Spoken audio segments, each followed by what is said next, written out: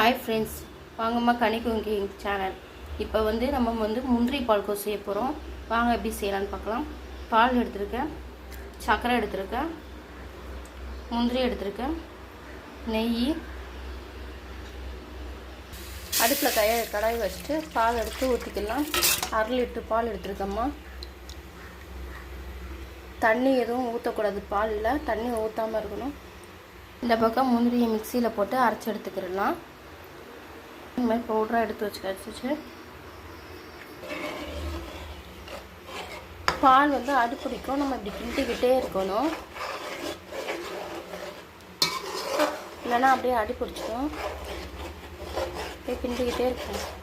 இது மாதிரி கொதிக்கும் போது நுரையெல்லாம் வருமா, இதை அப்படியே கிண்டி விட்டுக்கணும்மா. இது மாதிரி ஆடையெல்லாம் வருமா, அது கிளறி வச்சு கிளறி விட்டுக்கணும். நல்லா வத்த விடணும். சுண்டை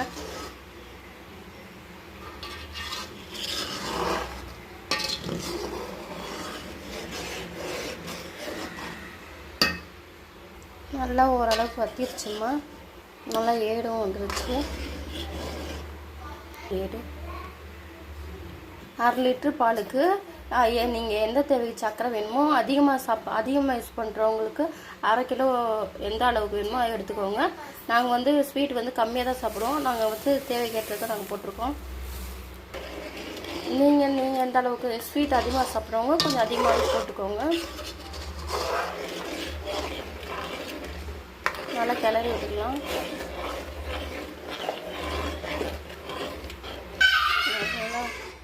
சுருளை கிளம்புது பாருங்கள். இப்போ தான் கொஞ்சம் கொஞ்சமாக பாருங்கள் அப்படியே ஆரம்பிக்குது பால்கோ.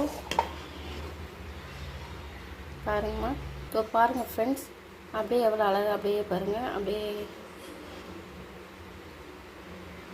நல்லா இந்த பதத்தில் ஓரளவு லிக்விட் மாதிரி இருக்கும். இந்த பதத்தில் எடுத்து நம்ம முந்திரி போட்டுக்கலாம். நம்ம அரைச்சி வச்சுருக்க முந்திரியெல்லாம் கொத்திக்கலாம். இப்போ நல்லா கிண்டி விட்டுக்கலாம்.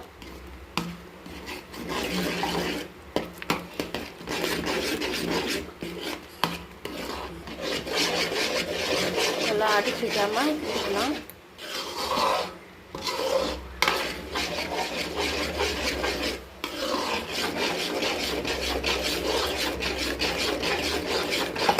நல்லா நெய் ஊற்றிக்கலாம்.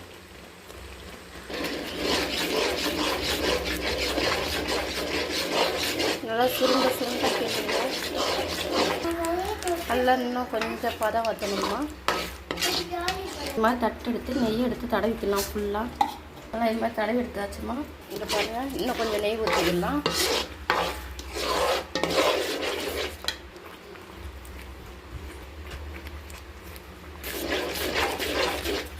நம்ம நெய் ஊற்ற அவ்வளோ டேஸ்ட்டாக இருக்கும். எவ்வளோ ஊற்றுறோமோ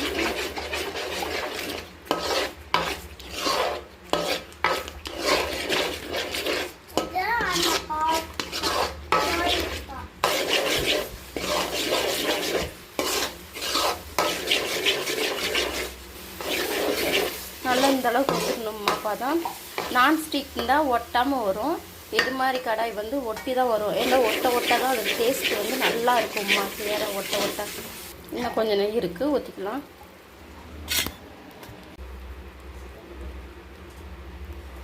இப்போ இதில் வச்சு ஊற்றிக்கலாம். நெய் பாருங்கள் அப்படியே உருகி வருது. செம்மையாக இருக்கும். இது கொஞ்ச நேரம் ஆற விட்டுக்கலாமா.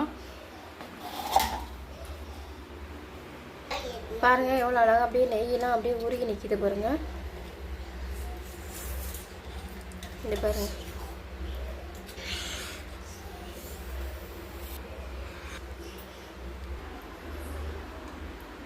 நல்லா இருக்குமா.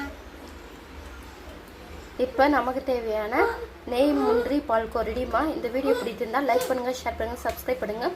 நீங்கள் எப்படி செய்வீங்கன்னு கமெண்ட் பாக்ஸில் கமெண்ட் பண்ணுங்கம்மா. அவ்வளோதாம்மா, இது நம்ம ஸ்டைல்மா.